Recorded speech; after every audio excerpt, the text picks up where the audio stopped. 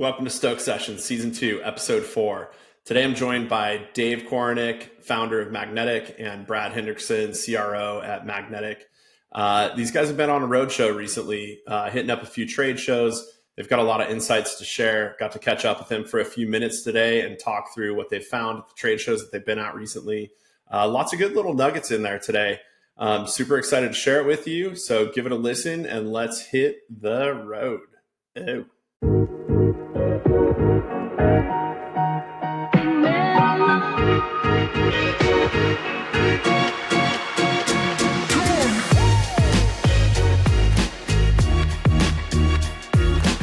Yo, welcome back to Stoke Sessions. We're on Season 2, Episode 4. Today we're talking through a trade show roadshow with Mr. Brad Hendrickson, CRO at Magnetic, and Dave Korinek, founder of Magnetic.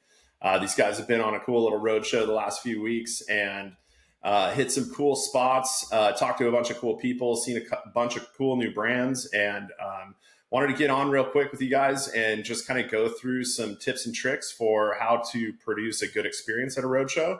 Or at a trade show, I should say, and here's some of the insights from what these guys got to see. So, Dave, I think you were at the first one. It was Expo West, was it not? Yes, sir. We were out there in Anaheim. Basically all the natural foods, all the good for you food groups coming through. It was absolutely massive. I was so impressed. I've been there a few years ago, and it just seems like it keeps getting bigger and bigger. Things following the path of like a CES type show in Vegas, where it starts out and it just keeps growing and growing. But what's great is it's adding more great products from all over the place in different types of categories. And it's cool. It's very, very nice to see good brands growing and doing good things. Brands that were there yet last year or the year before coming back bigger with more products. So yeah, it was very exciting, and I think there was a lot of energy there, this year, which I think is cool. I don't know what that was or why it was, but just felt a lot of energy at Expo West of people excited about where things are going, and really, actually, I think probably excited about the products they've produced. Because I got to be honest with you, I tried a lot of. That's one thing at these shows, you try a lot of products, and there was a lot of great stuff. There's very rarely. Well, I mean, I don't know, Brad. When we went to the next show, there was a couple places you might have not tried the food, but at Expo West, I will say that there were some really good brands and some good tastes that I had there, and it was really exciting. Any cool standout products that you got to experience that you can't wait to buy next? Yeah, listen, I there was a few brands. Like when I go to a show, from a marketing and a brand perspective, I'm just looking. I'm really just kind of interacting. I go there for a couple reasons. One is to support brands that are there that we're working with. Two is to also kind of do like a little bit of sort of research and look at what's going on in industry. And then three, it's to say I have my criteria, which is how's the brand look, how's the food or product taste, and how are the people in the booth. It really kind of gives me a good sense of what's going on. And so for me, there was a couple that really stood out for me. One was called, again, love the name, and it was just rebranded, which is great, but it's called the Jolly Llama. So the Jolly Llama is basically like a frozen snack food. It comes from the family of, it's been around since like 1925. I think it's the Casper's Ice Cream Group. Wow. They've been making the Fat Boy, the Fat Boy sandwiches. And I definitely know those. You know those, right? So this is the healthy version of those, right? And the Jolly Llama, again, the people were great. The rebrand was great. They had, taken and created all these really cool, mountains out of fruit and frozen yogurt and all this cool stuff and really great imagery. But a lot of their products are really, there's two kind of categories. Some of it is non-dairy, and then some of it is sort of like yogurt flavored. So they have these bars, and then they have cones and different things. But great rebrand, really well done. And again, product tasted great, which is not, again, you're always looking for that. I think when you're so used to trying the real thing and you switch over to an alternative milk product or an alternative product outside of the natural, milk products that we're used to, or ice cream, you're like, is it going to taste okay? Is it going to have that? These guys just killed it. Everything they did was great, from the brand to the flavor, and the people at the booth were super nice. The other brand that I really liked was out of San Diego. They are a cassava flour tortilla brand called Eat Coyotes. Coyotas.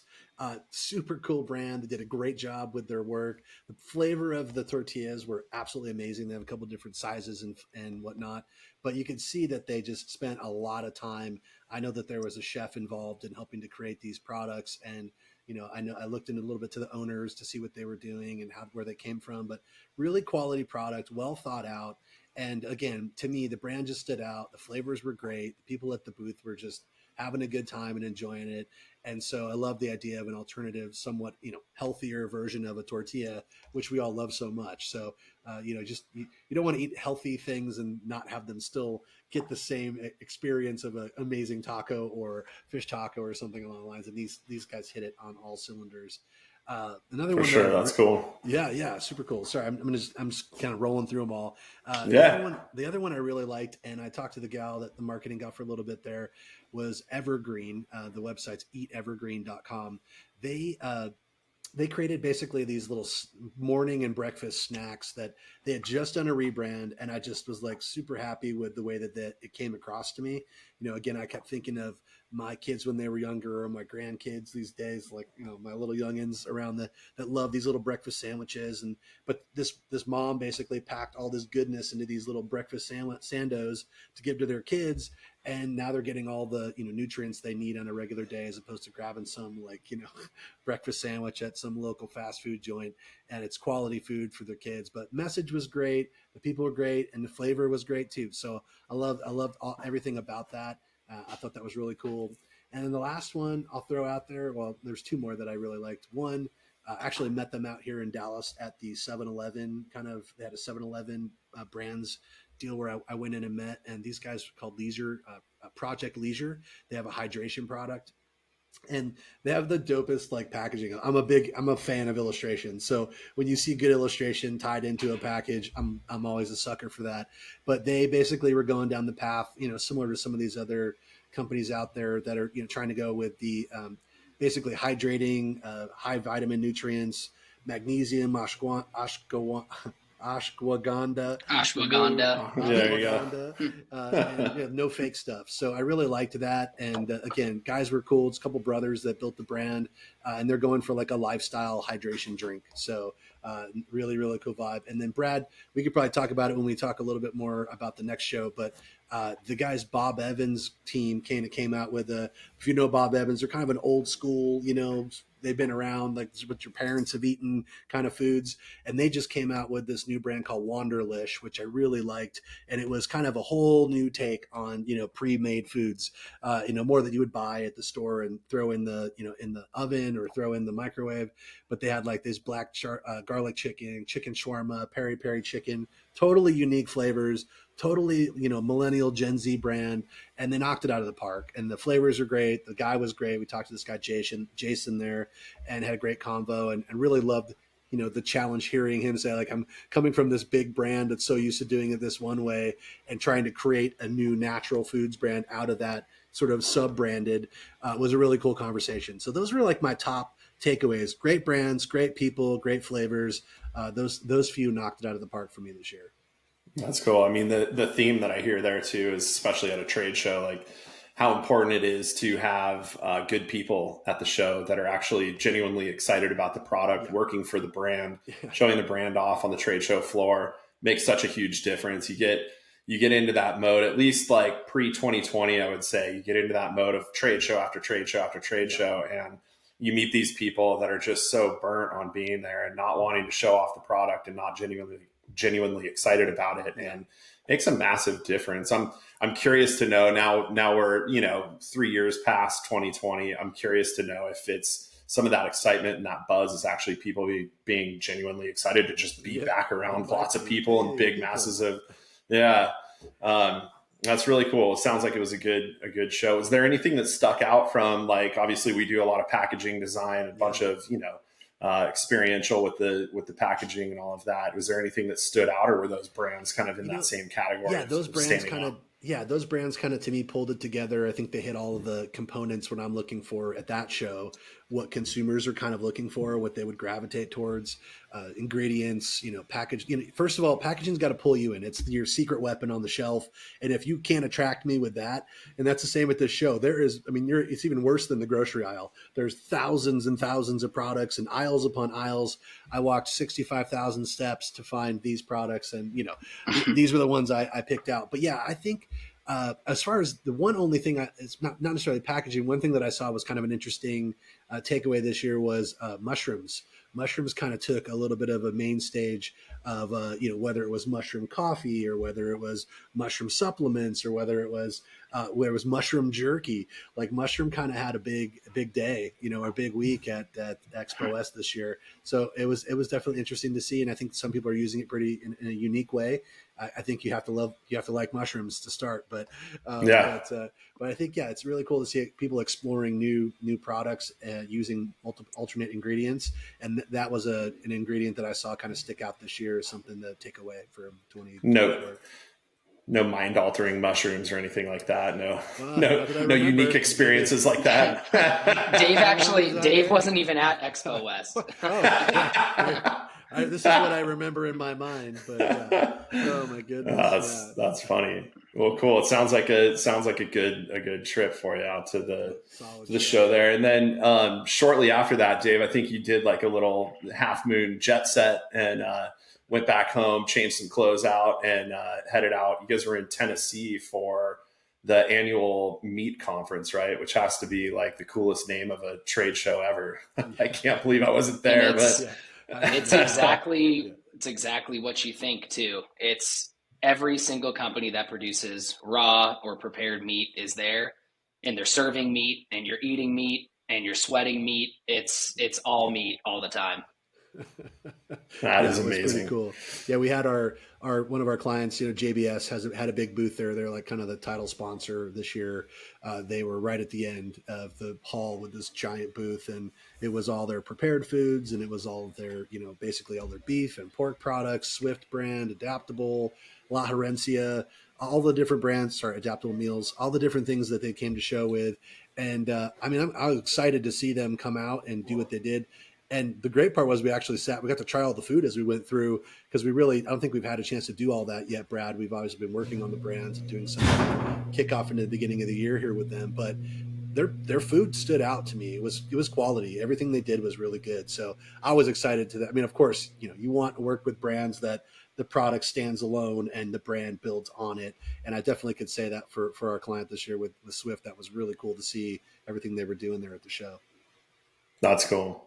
And that was a 2-dayer, right? Were you guys there on the trade show floor for 2 days? Yeah.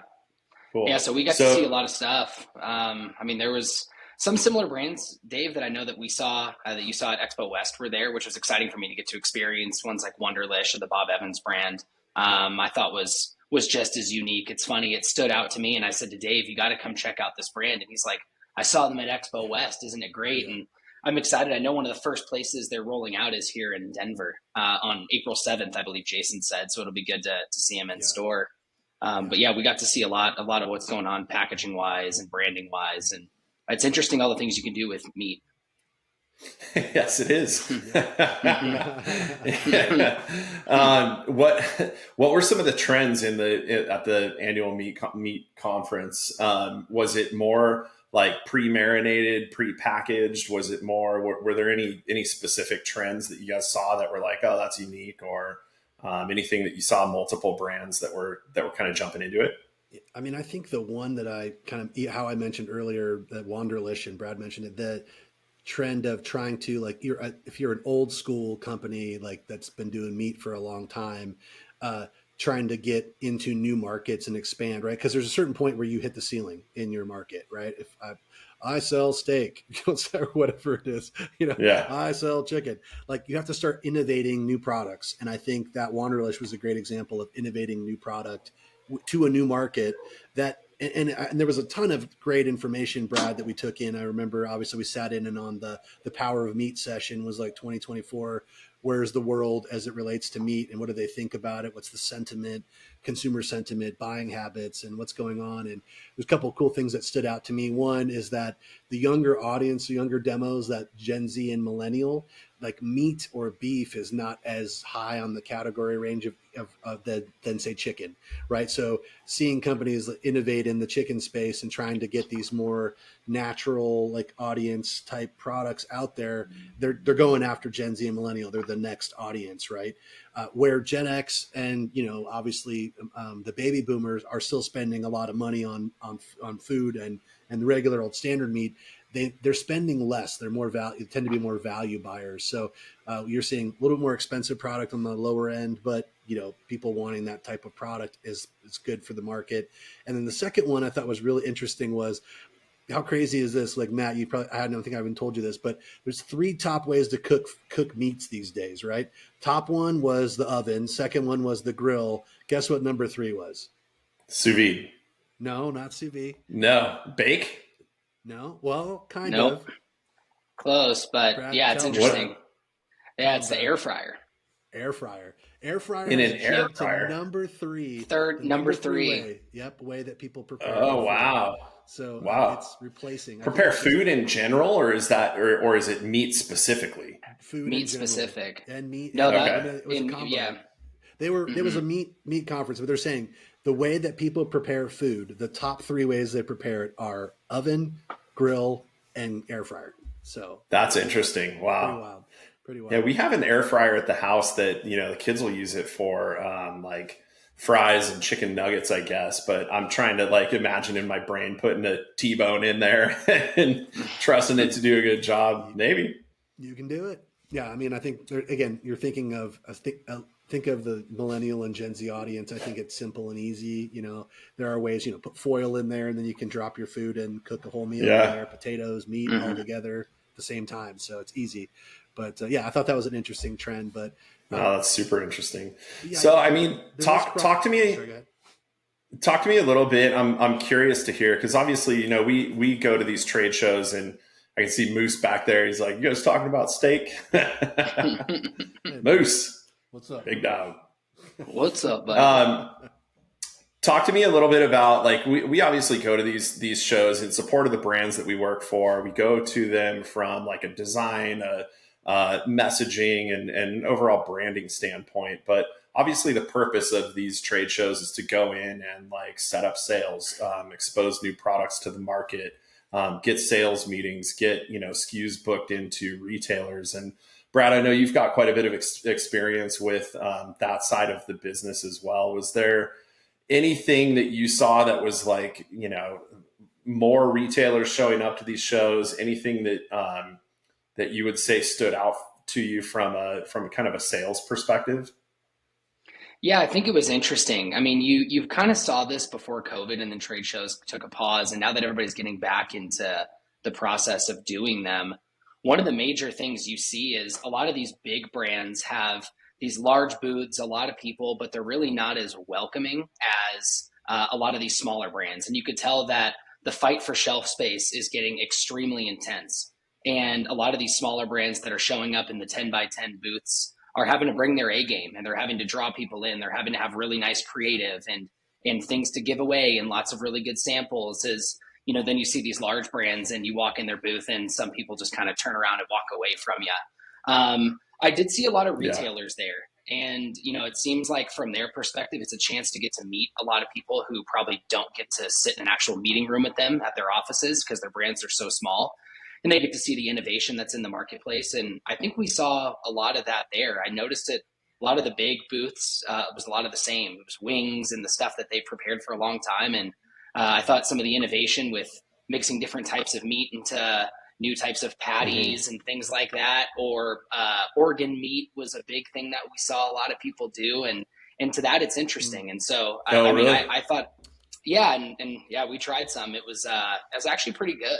And the way that, people are trying to get creative and attract different customers and look at the newer demographics that they're trying to sell to is a lot different than it was in the past. Yeah, that brand, Matt, that he's talking about is, I think you've probably seen, it's called Force of Nature. They do a pretty good job with their brand as well. So, I mean, they had all kinds of cool stickers, and they did a great job, like creating, like, okay, this is a great looking brand. And their meat is, again, it is trying to mix in like a higher end, healthier alternative, bringing in other ingredients and nutrients by bringing in other types of the animal into the product. And, flavor wise, they were pretty on point. They had some meatballs and different form factors they were doing, but they've been an online kind of like a Snake River Farms kind of vibe where you can buy product and send it to you. But guys were really nice. They did a great job explaining some of the new product. And again, I think that's it. It's a little cool meat brand. Like, I don't mean, yeah, right. It's like, well, it's a big deal. I mean, the grill space, I mean, that's littered with huge profile influencers and lots of people. I mean, there's a huge market for that. Obviously, working with some of the grill brands that we've worked with for quite a few years, we've been exposed to it. But Dave, I think you even had a couple of like mild celebrity sightings while you were there, right? Yeah. Dude, little fanboy action. Sorry, I fanboyed out with Jess Pryles because I'm a huge fan of everything she does. Yes. With all of her hardcore carnivore seasonings, and we were sitting in the lobby doing something, and she's like walking by, and I just like, oh, Jess Pryles, like, oh gosh, it's so funny. But I seriously, like, she's such a cool person, and I've missed. She's done a couple of local events down here in Texas where she'll come out and do like a how to cook a steak or how to do whatever at this little, at Panther City Barbecue downtown there in Fort Worth, and haven't been able to go. So it was cool just to chat with her. And yeah, same thing. She was just talking about what she was doing there and what's been going on. And I love that. Again, I love that she has that much love for the meat. She knows what she's talking about. She's created, profile seasoning. She's got a great social media following that she has. And again, it's like, it's weird. It's like, we could bro out around meat, and it's like she knows what she's talking about. So I love that about her. So, yeah, it was pretty cool. Now that's one of my favorite rubs is their hardcore carnivore black. Oh, I literally put that thing on that on a brisket there's no touching it. It's steak, so brisket, good. It goes on everything. Yeah, their whole lineup, even her new, I think it's jalapeno salt that she uses is great. So so many good flavors in there. It's pretty awesome. So if you don't know Jess Pryles, go follow her online. She's amazing. So some great hardcore tips. Carnivore. Pick some of that up for sure. The other brand, and Brad, you started talking to him, I think it was called Forward Farms. Is that correct? Yeah. Yeah. Mm-hmm. One thing just came out of the gate, like out of the whole show, I would say they like stood out as far as a brand that we were like, wow, cool brand. Like they did a great job with this. And so we like immediately came over just to tell them, this is awesome. What are you guys doing? This is great. What is Forward Farms? So they did what I think every brand is trying to do at those shows, which is get my attention or get someone's attention to come over and be like, can you just tell me a little bit more about what's going on? Why are you giving away bandanas and patches and hats? And what is this cool look and feel? It's all orange and like really bright and vibrant. So they did, for me at the meat show, it was like they were a winner as far as getting my people's attention and building a brand that was on the right path to grow for, again, it's who's ready to leapfrog for me. That's like, there's a lot of like early entry or emerging brands that are coming up. When I see a brand that's like, oh boy, like they're ready. Like they're ready to go to the next level. I love seeing that because it's like they take it serious. You can see that they're putting the energy into building the brand the right way so that they're primed for growth. And that to me marks a brand. And I would say that from a retailer's perspective, that I would look at somebody like that and say, okay, these guys are serious. They're ready to go. And that means a lot. I think brands need to always make sure they think about that when they go to a show. What was it specifically? Was it the visual presentation of the brand or what was it that really caught your eye?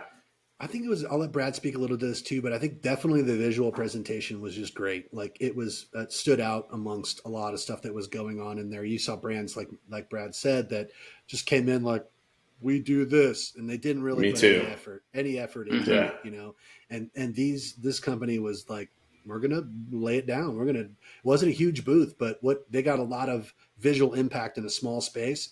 They had good people in the booth. All of them were engaging. Like when we were there was 4 of them in the booth and all of them were talking to somebody at some point. So you could see there was action happening.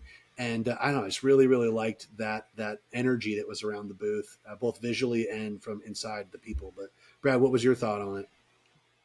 Yeah, I mean, I think in the category, a lot of people are afraid to take risks. I think the same things have been working for a long time. Packaging is black, it's gray, it's brown, it's green. And these guys stood out with a bright orange color scheme. All their employees had on orange, and it was really easy to tell who they were. And I just thought it was cool that not only are they taking a different stance on the way that they actually manufacture the product, but they're taking a risk on their branding, and they want to look new, they want to look fresh. And to me, that just for a small brand to invest in that and take that risk, I think is really cool. And they were also just great people. It was a lot of fun being able to talk to them and hear about the story and the products that they're making. Yeah. There you go again. I mean, it's all about the people that you bring in there and the energy that you bring, right? It's funny. I just got off of another podcast on AI and talking about how, some people are feeling like, oh my God, robots are coming in to steal the world and do all the work for everybody. And I think the human aspect of any brand is still the heart and soul of the whole thing. And it can make such a huge impact on the success of a company. So that's cool to hear. So what? Yeah. Go ahead. No, I was just going to say, you can tell when it's deeper than just a marketing thing. It was more than that. Always. And yep. I actually think that's a really great point, Matt. And it's that brands aren't just what it looks like, right? Brands are the essence of a brand lives in the people that interact with it.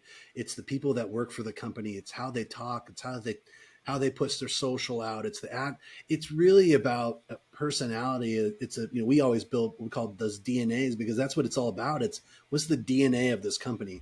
And when you walk to a booth and you feel that, it's like they got it. They know exactly who they are, and the people in there know it too. And that makes such a huge difference from the longevity of a brand's perspective. So.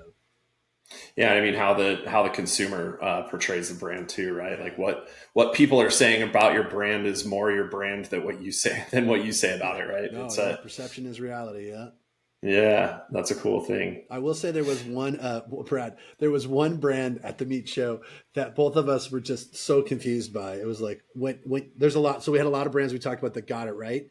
There was one that just got it totally wrong, and it was like, come on over and try this chicken burger. And we're like, a chicken burger, eh? Tell us about it. And she's like, well, we take chicken burgers and we blend it with pig's blood and other pieces of other animals. And then so it tastes just like a burger, but it's made out of chicken. So it's got like 2% less sodium. I don't know what it was. Some like very minimal selling thing. And then she says to us, this is the perfect example of the wrong people. She's like, by the way, I'm a vegan, so I don't even know what I'm saying around this stuff. And we were just no, this is like the worst experience of a booth. And so we wait there just to be nice for like a few minutes while they're giving us the sample. The lady got distracted. It took 10 minutes to cook too. It was just a non-efficient process in booth. It was all wrong. Brad has this little piece of paper with this meat in it, and he's like, "Oh, thanks so much." And he walks around the corner and just throws it in the trash. Yeah, no, thank you.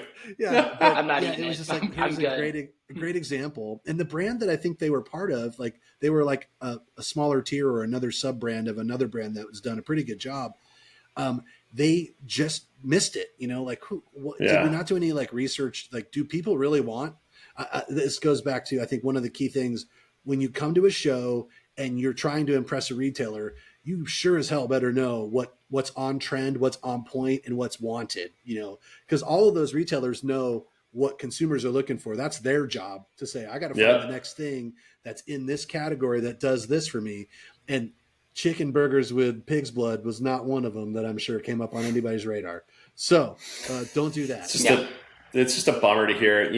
I know that's the case with a lot of brands that are either up and coming or, trying to find their foothold in the market. And there's just so much money that's wasted on setting up the booth and everything that goes into that, flights and travel and logistics of, booth setup.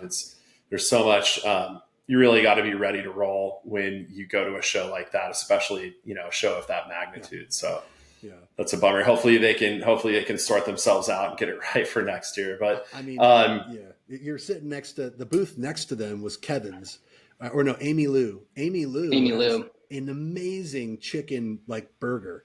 that is standout, like really, really good. It's healthy. I know that, again, my son and daughter-in-law, they make them every week and they love them and their girls love them.